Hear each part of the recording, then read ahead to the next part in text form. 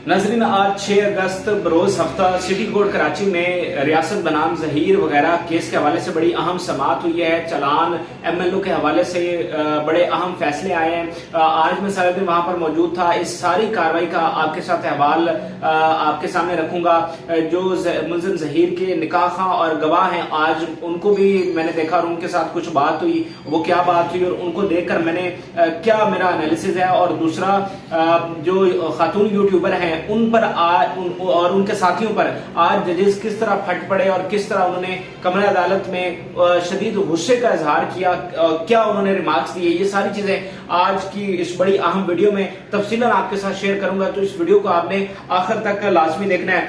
सबसे पहले MLO और चलान के हवाले से बात कर लेते हैं। 1 अगस्त को पुलिस ने कहा, पुलिस की डेट थी कि वो 1 अगस्त को चलान पेश करेगी, लेकिन उस दिन चलान पेश नहीं हो सका था और उन्होंने एप्लीकेशन दी थी कि उन्हें 6-7 दिन का मजीद वक्त दिया जाए। तो अदालत ने उन्हें 5 दिन का वक्त दिया था और कहा था कि 6 अगस्त को चलान जो है वो पेश करें, जमा करवाएं।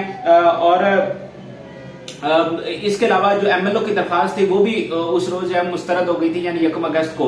अब एक रोज कबल जिब्रान नासिर ने, जो कि वकील है मुद्दई के, उन्होंने MLO की दोबारा एप्लीकेशन दायर की जिस पर आर्ग्यूमेंट्स हुए और आज उसका फैसला महफूज हो गया था। कल आज उसका फैसला सुनाया गया और उसमें जो है वो दरख्वास्त MLO की एक बार फिर जो है वो डिसमिस कर दी गई। अब MLO और चलान ये दोनों एक दूसरे के साथ इंटरलिंक हैं।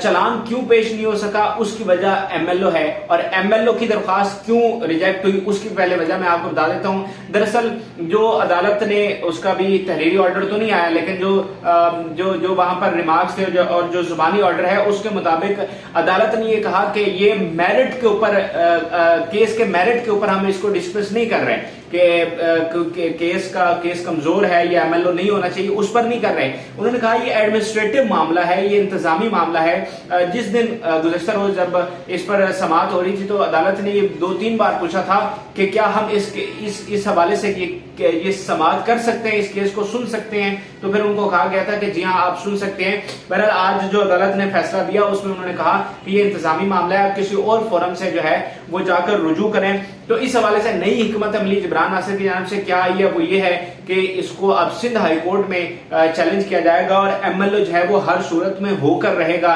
ऐसे केसेस में MLO लाजमी होता है। MLO जो मेडिकल लीगल ओपिनियन है या सादा अल्फाज में मेडिकल कह लें, ये होने से पता चलता है कि जो मगविया है, जो कमसन बच्ची है, जो मुतासरा है, उसके साथ क्या हुआ है, क्या उसके साथ तशद्दुद हुआ है, क्या सारे मामला उसके साथ पेश आए हैं। तो MLO बहुत जरूरी है और इसके साथ जो संगीन दफात है उसका इजाफा हो जाता है। यानी अभी पुलिस ने जो आखिरी पेशरफ्त रिपोर्ट जो है जमा करवाई थी उसमें से कुछ संगीन दफात उन्होंने निकाल दी थी, लेकिन अगर MLO हो जाता है और उन पर कुछ चीजें साबित हो जाती हैं तो वो संगीन दफात शामिल हो जाएंगी चलान में और उससे क्या होगा, उससे मुल्ज़मान की जो बेल है वो रिजेक्ट हो जाएगी और खारिज भी हो सकते हैं। यानी अगर चलान पहले आ जाता है और MLO भी हो जाता है और संगीन दफात शामिल हो जाती हैं तो फिर 17 से पहले भी उनकी बेल जो है वो खारिज हो सकती है। नहीं तो 17 को तो फिर लाजमी जो है जो दफात देकर जज साहब जो है वो उनकी बेल जो है उसमें मजीद तोसी नहीं करेंगे, बल्कि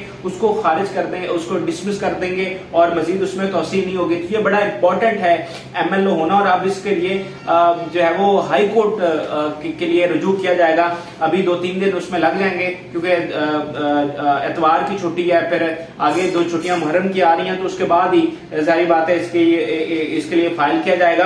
तो चलान इस वजह से पेश नहीं हो सका क्योंकि MLO के हवाले से फैसला नहीं आया।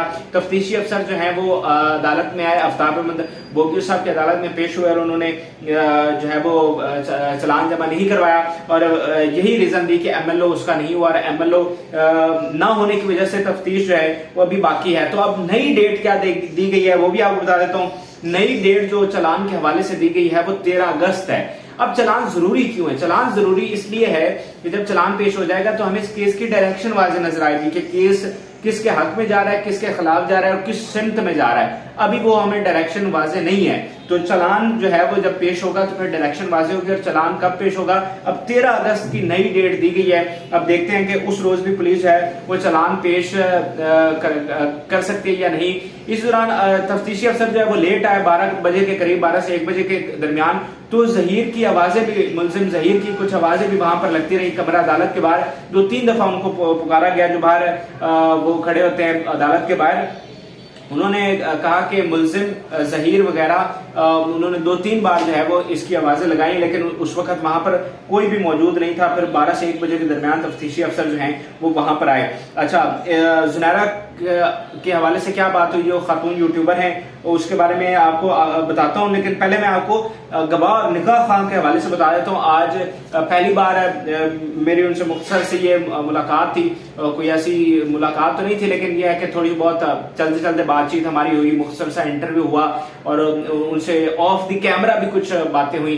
तो मैं आपको बता दूं कि बहुत परेशान थे वो ऑफ द कैमरा, जो उन्होंने हमें बताया, और समझ लें रोने वाले वो थे और बिल्कुल मायूस थे। और उन्होंने बताया कि जेल में उनके साथ किस तरह की कितना मुश्किल वक्त वो गुजार रहे हैं। एक तो उनके पास पैसे नहीं है और उनके साथ कोई मुलाकात करने के लिए नहीं आया। जी हाँ, बड़ी इंटरेस्टिंग आपको बात बता रहा हूँ कि जो कि वो कराची में है और वो कहते हैं कि हमारी फैमिली से, रिश्तेदारों में से कोई भी हमारी मुलाकात, हमसे मिलने के लिए, हमारा हाल चाल पूछने के लिए नहीं आया। हमारे पास पैसे नहीं है। और यहाँ कराची में आपको बता दूं कि जो मुल्जमान को लाया जाता है, जब अदालत पेश किया जाता है, तो जो मुल्जमान जो है वो पैसे वगैरह दे देते हैं पुलिस को, तो उनके लिए अलग हथकड़ी लगाई जाती है। लेकिन जो मुल्जमान पैसे नहीं देते तो फिर 6-7 को इकट्ठा करके उनको इकट्ठे ही जो है वो हथकड़ियां लगा दी जाती हैं। उस सूरत में क्या होता है कि 6 अगर मुल्जमान इकट्ठे आए हैं तो फिर आपको हर अदालत में जाना पड़ता है। यानी पहले एक की पेशी होगी तो 6 के 6 उस अदालत में जाएंगे, फिर दूसरे की पेशी होगी तो 6 के 6 उस अदालत में जाएंगे। इस तरह वो 6 जो है वो पूरा दिन अदालतों में घूमते रहते हैं। और जिसकी वो सिंगल हथकड़ी होती है वो जाहिर बात है अपनी अदालत में आता है और उसके बाद फिर वापस चला जाता है। तो जिनके पास पैसे नहीं होते उनके साथ फिर वो होता है। और निकाह खां और गवाह के साथ आज हमने वैसे ही देखा कि वो 6 लोग थे। अब ये तो 2 लोग हैं ना, निकाह खां और गवाह, लेकिन उनके साथ 4 और लोग थे, वो एक ही हथकड़ी में, और ये इसी तरह सारा दिन इसी तरह अदालतों में जो है वो घूमते रहे। तो बड़ा वो अच्छा, उन्होंने ये भी कहा, बड़ी इंटरेस्टिंग बात है कि जहीर और शबीर कहाँ हैं। यानी उनको पता ही नहीं है कि इनको फंसाकर वो किस तरह जनाब प्रोटोकॉल एंजॉय कर रहे हैं और सरकारी प्रोटोकॉल में आते हैं और जनाब हीरो की तरह यहाँ पर लाए जाते हैं, और किस तरह उन्होंने इंटरव्यूज दिए हैं और अपनी जिंदगी जो है वो उसको एंजॉय कर रहे हैं। और ये जनाब जो है कितने अरसे से जेल में पड़े हैं और अभी इनकी जमानत जो है वो उसमें बड़ा टाइम लगेगा। जो अगली इनकी समाअत होनी है वो कहीं 3 हफ्ते बाद जाके होनी है। तो तब तक ये जेल में ही रहेंगे, ना इनके पास पैसे हैं, ना इनका कोई मुलाकाती आया है। और मुल्जमान जो हैं जिन्होंने इनको फंसाया है उन्होंने इनकी कोई मदद नहीं की, इनके साथ किसी किस्म का जो है वो राब्ता नहीं किया। और होता है ना कि ये आपके मुल्जमान, ये आपके गवाहान है, आपके निकाह खां हैं, आपके लिए इन्होंने इतना कुछ किया है, जो जिस केस में ये फंसे हुए हैं आपके लिए किया है, लेकिन उनकी जानिब से इनके लिए कोई मदद जो है वो नहीं पहुंची। तो काफी रंजीदा थे। हमें उनसे कोई हमदर्दी नहीं है, लेकिन ह्यूमन बेसिस पर अगर बात की जाए तो इनका जो इशू है वो, अच्छा, वो आज चाह रहे थे कि मीडिया के साथ बात करें, काफी वो चाह रहे थे कि हमारी जो आवाज है वो भी लोगों के सामने आए, लेकिन वो ज्यादा लंबी उनके साथ बात नहीं हो सकी। बड़ा मुख्तसर सा जो है वो उनके साथ इंटरव्यू हुआ। अच्छा, अब खातून जो यूट्यूबर है उनके हवाले से बता देता हूँ कि आज जब MLO के हवाले से एडिशनल जो डिस्ट्रिक्ट एंड सेशन जज है उनकी अदालत में समाअत हो रही थी, तो वहां पर उन्होंने आज बड़ा गुस्से का इजहार किया। उन्होंने कहा जी बाहर हमारे खिलाफ जो है प्रोपेगेंडा फैलाया जा रहा है कि जजेस बिक गए हैं और जज की कोई क्रेडिबिलिटी नहीं है और ये मिले हुए हैं। तो उन्होंने कहा, बड़ी उन्होंने ये संगीन उन्होंने बात की और जिससे उनका दुख और गुस्सा दोनों जो है वो हमें नजर आ रहे थे कि ये वीडियोस जो हैं ये हमारे बच्चे भी देखते हैं, ये हमारी फैमिली भी देखती है, हमारे कोलीग्स, हमारे रिश्तेदार भी देखते हैं। तो इससे उन पर क्या असर जा रहा है और वो सारे रंजीदा हैं कि हमारे वाले से किस किस्म की जो है वो बातें की जा रही हैं। तो काफी उन्होंने गुस्से का इजहार किया कि ये लोग क्या कर रहे हैं।